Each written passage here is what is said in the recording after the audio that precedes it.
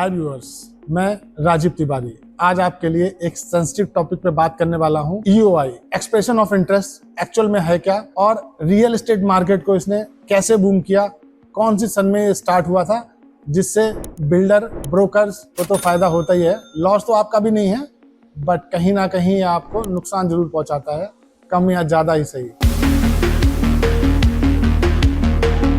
आज हम बात करने वाले हैं इन 4 टॉपिक की। किसी भी चीज का फ्यूचर जानने से पहले उसका पास्ट जानना बहुत इंपॉर्टेंट है। How real estate market goes before EOI। तो हम बात करते हैं रियल एस्टेट मार्केट पहले कैसे काम करती थी। पहले कोई भी प्रोजेक्ट अगर लॉन्च होता था अक्टूबर 2021 से पहले, तो उसमें 1 साल का टाइम होता था आपके पास में। आप खुद जाते थे प्रोजेक्ट देखने के लिए, उसमें अपने डैडी को, मॉम को और रिश्तेदारों को ले जाते थे प्रोजेक्ट विजिट कराने, क्योंकि सबको पता था कि प्रोजेक्ट ऐसे नहीं बिकने वाला। उसका रीज़न था कि उसमें ब्रोकर और बिल्डर्स दोनों अपना डाटा जनरेट करते थे लीड्स के थ्रू। उसमें कॉलिंग होती थी, फिर बुलाया जाता था आपको कि ये प्रोजेक्ट लॉन्च हुआ है, ये प्राइस है। आप आते थे अपनी फैमिली के साथ, नंबर ऑफ विजिट्स उसमें होती थी। उसके बाद उसमें कहीं ना कहीं 6 महीने में, साल भर में प्रोजेक्ट सिलेक्ट करते थे कि चलो हम ये प्रोजेक्ट खरीद ले। EOI की full form expression of interest है कि आप किसी प्रोजेक्ट को खरीदने के लिए इच्छुक हैं। अगर हम बात करें रेजिडेंस की, तो उसमें कोई भी प्रोजेक्ट प्री लॉन्च फेज में डाला जाता है रेरा आने से पहले कि प्रोजेक्ट की LOI मतलब जमीन खरीद ली है बिल्डर ने, उस पे ये प्रोजेक्ट लाएगा, उसके लिए अपना लाइसेंस अप्लाई कर चुका है, जिसमें रेरा ने कुछ गाइडलाइंस बनाई हैं, जिसमें वो बिल्डर अपने प्रोजेक्ट की पब्लिसिटी नहीं कर सकता, कुछ भी कंस्ट्रक्शन का काम स्टार्ट नहीं कर सकता, रेट्स नहीं बता सकता, साइजेस नहीं दिखा सकता। बट यहाँ पे स्टार्ट हुआ EOI का ट्रेंड, और उस ट्रेंड में बिल्डर ने चुना ब्रोकर को दी मिनिमल इन्फॉर्मेशन, बताया उसको कि आप ये रेट पे हम लॉन्च करेंगे, 2 BHK 3 BHK है, आप अपने जो इंटरेस्टेड क्लाइंट है उनको बता दीजिए, और ये रेट से लेके हम लॉन्चिंग प्राइस 1500 से 2000 का डिफरेंस कर देंगे, उसमें 1000 रुपए 1500 रुपए का इनॉग्रल दे देंगे। इसमें जो बिल्डर ने इंफॉर्मेशन पास की है वो किसी भी लेटर हेड पे नहीं है, किसी भी ऑफिशियल मेल आईडी से नहीं है, नॉर्मल व्हाट्सएप मैसेज है। ब्रोकर उसका उठाता है फायदा, वो उस मैसेज को फ्लोट करना स्टार्ट करता है, उस पे वो अपने ही डिस्काउंट चला देता है कि बिल्डर 13,000 का दे रहा है, हम आपको 12,500 रुपए का दे देंगे। आपने अगर मेरी पिछली वीडियो देखी होगी, उसमें ब्रोकर स्कैम के बारे में मैंने लिखा था, ये उसका ही पार्ट है। इसमें ही ब्रोकर स्कैम स्टार्ट होता है और इसमें पता चलता है कि चीजें कहाँ जाने वाली है। बिल्डर ने जो इनॉग्रल डिस्काउंट के नाम पे चलाया है, अगर वो कोई प्रोजेक्ट लॉन्च कर रहा है, उसमें 1300, 1400 या 500 या 600 इन्वेंट्रीज हैं, तो वो इन्वेंट्री उसमें से बहुत कम अमाउंट पे बेचेगा, क्योंकि उसको जो उसने 1000 रुपए का इनॉग्रल दिया है वो भी कवर करना है आपसे ही। फिर बिल्डर बोलता है ब्रोकर को कि आप इस अमाउंट पे मुझे EOI ला के दो, 5 लाख, 10 लाख, 15 लाख, 20 लाख, 30 लाख रुपए की। फिर काम स्टार्ट होता है ब्रोकर का। ब्रोकर उस पे लीड जनरेशन स्टार्ट करता है गूगल एड के थ्रू, मैसेज शूटअप के थ्रू, और आपके पास कॉल बजना स्टार्ट होती हैं। हेलो सर, एक प्रोजेक्ट लॉन्च हुआ है, बहुत ही अच्छी लोकेशन पे है, उसमें अभी आपको इनॉग्रल मिल जाएगा 1000 से 1500 रुपए का, और आप उसमें अपनी EOI दे दीजिए 5 लाख, 10 लाख, 20 लाख रुपए की। आप चेक स्टॉप करके दे दीजिए, जिसमें आपको कोई भी अमाउंट नहीं जाएगा। अगर आपको पसंद आए तो आप ले लेना, नहीं पसंद आए तो आप वापस कर लेना अपना चेक, क्योंकि आपने तो नॉन बैंकेबल दिया है। इसमें से आप भी सोचते हैं पास में से जा ही क्या रहा है, चेक ही तो दे रहे हैं। बट आप चेक तो दे देते हैं, लेकिन वो चेक आपका घूम के मार्केट में आता है बिल्डर के पास। वहां से बिल्डर देखता है नंबर्स कि उसने 400 यूनिट का प्रोजेक्ट लॉन्च किया है और उसके पास नंबर्स हैं 4000, जिसमें कहीं ना कहीं लॉस स्टार्ट होता है आप लोगों का कि आपने तो सोच के ये दिया था चेक, लेना होगा तो ले लूंगा, नहीं लेना होगा तो नहीं लूंगा। अगर उसमें चेक की मात्रा कम हो, 400 यूनिट्स हैं, 1000 ही हो, 1500 ही हो, 4000 ना हो, और उसमें EOI कहीं 300 आई है ना, तो बिल्डर करता है अपने रेट रिवाइज। इसके कुछ एग्जांपल्स हैं मार्केट में। अगर हम चलें पीछे सेक्टर 79, तो उसका सबसे बड़ा एग्जांपल है अंटालिया हिल्स। उसमें अंटालिया हिल्स में आपसे EOI ली गई थी, और जब आपने EOI नहीं दी तो उसका प्राइस रिवाइज हुआ 16,000 से 14,000, 12,000, 10,000, बिका वो 8,000। जिन बेचारों ने EOI दी थी उन्होंने वो प्रोजेक्ट लिया 10,000 12,000, क्योंकि वो प्रोजेक्ट बिच नहीं रहा था तो उसने रेट रिवाइज करके कम कर दिए।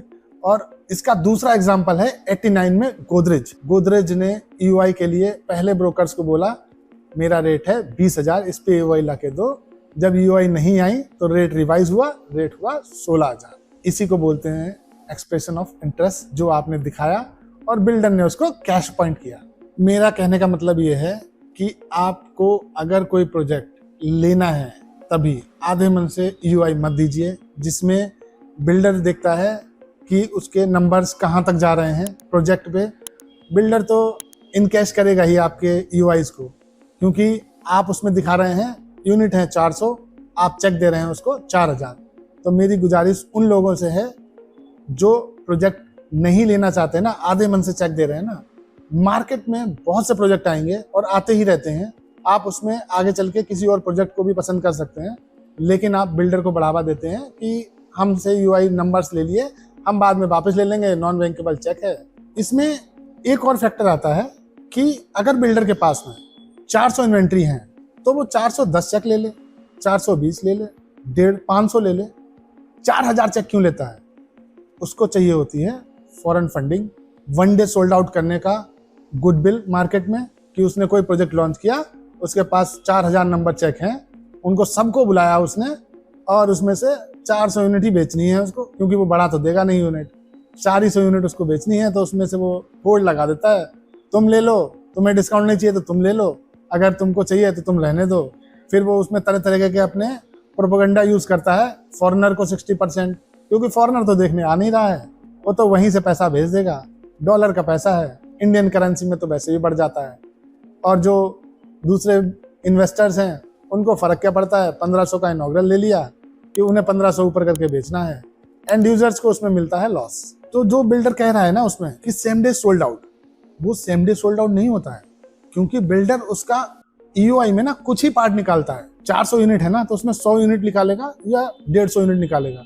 उसका रीजन ये है, उसने टावर ही किसी प्रोजेक्ट के 2 या 3 लॉन्च किए हैं, पूरा प्रोजेक्ट लॉन्च नहीं किया है, इसके क्योंकि उसको अपने लिए भी तो पैसा बनाना है। जो उसने आपको डिस्काउंट दे दिया 1,000-2,000 रुपए का, या इन्वेस्टर का पैसा लगवा दिया उसको, या बैंक से लोन लेके उसने पैसा लगाया है, तो वो पैसा पेड भी तो करना है उसको। तो वो अपना प्रोजेक्ट क्या, कोई भी एक पार्ट, एक टावर या एक फ्लोर, वो सोल्ड आउट दिखा देता है, बाकी सारा प्रोजेक्ट धीमे धीमे बढ़े हुए रेटों पे बिकता रहता है। ये जो ट्रिक है ना, वो हर कोई बिल्डर यूज नहीं कर रहा है। एक ही 2 बिल्डर हैं, नाम बोलने की मुझे जरूरत नहीं है, आपको खुद ही पता चल जाएगा मैं किसके बारे में बात कर रहा हूँ। तो वो ही बिल्डर यूज करते हैं। अगर हम बात करें ब्रांड की, शोभा हो गया, एमआर हो गया, पूरी हो गया, डीएलएफ हो गया, ये लोग ये ट्रिक यूज नहीं करते हैं, क्योंकि इन्हें अपना प्रोजेक्ट बेच के दूसरा स्टार्ट करना है। नंबर ऑफ प्रोजेक्ट इनके वैसे ही आते हैं, जब इन्हें बेचना होता है, लॉन्च किया, बेचा और खत्म। इसको उनको इसमें बढ़ावा नहीं देखना है कि कोई एंड यूजर्स ले ले या कोई इन्वेस्टर ले ले, जिसको लेना है वो ले ले, जिसको नहीं लेना मत ले। तो हम बात करते हैं अपने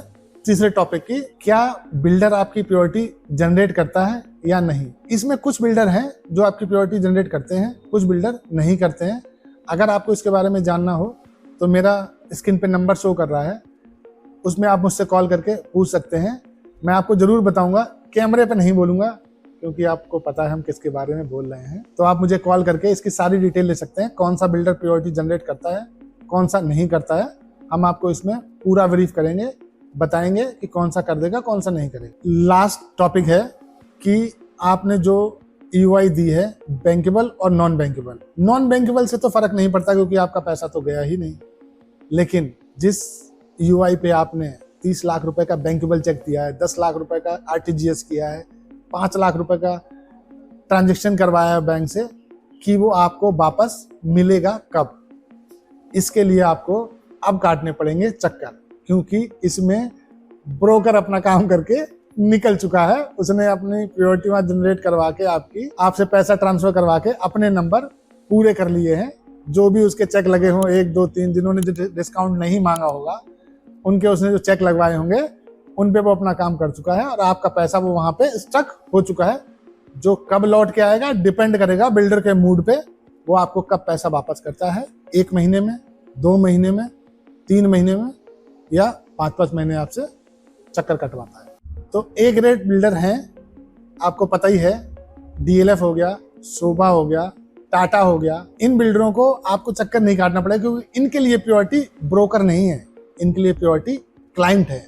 सबसे ज्यादा ये क्लाइंट की सुनते हैं। क्लाइंट अगर इनके पास पहुंच जाता है तो उसकी सुनवाई होती है, उसके लिए एक्शन शुरू होते हैं और पैसा आपका टाइमली रिफंड हो जाता है। लेकिन बात करते हैं ABCD कैटेगरी, और बहुत सी कैटेगरी है, वो आपको पता ही है, उन कैटेगरी वाले लोगों की जो आपको चक्कर कटाते हैं, बिल्डर होते हैं कि आज नहीं मिल पाएगा, CRM नहीं है, अकाउंटेंट नहीं है, ब्रोकर से NOC ले आओ, फलने से ले आओ, जो जो नहीं होता है वो भी आपसे करवा ही देते हैं। मेरे पास बहुत सी ऐसी कॉलें आती हैं कि सर मेरी ये चीज़ स्टक है, ये करवा दो, तो मैं एक लिमिट तक ही काम कर पाता हूँ, उसके बाद मेरा बस नहीं चलता, क्योंकि बिल्डर के आगे किसी का बस नहीं चलता और आपका भी नहीं चलता है। आप कुछ भी कर लीजिए, क्योंकि वो बिल्डर है और हम क्या है आप जानते हैं। सो इतनी ही इन्फॉर्मेशन थी। अगर आपको कुछ इनसाइडर इन्फॉर्मेशन चाहिए तो मेरा नंबर स्क्रीन पे शो कर रहा है, आप उस पर कॉल करके मुझसे इन्फॉर्मेशन ले सकते हैं। मेरे चैनल पे मैं ऐसी ही वीडियो बनाता हूँ जिसमें आपके साथ कोई फ्रॉड ना हो सके, आपको मार्केट की अपडेट इन्फॉर्मेशन मिल सके। सो प्लीज़ प्लीज़ प्लीज़ मेरा चैनल सब्सक्राइब करिए, लाइक करिए, कमेंट करिए, जिससे मुझे और भी बढ़ावा मिले, मैं ऐसे टॉपिक आपके लिए लाता रहूं। Thank you so much.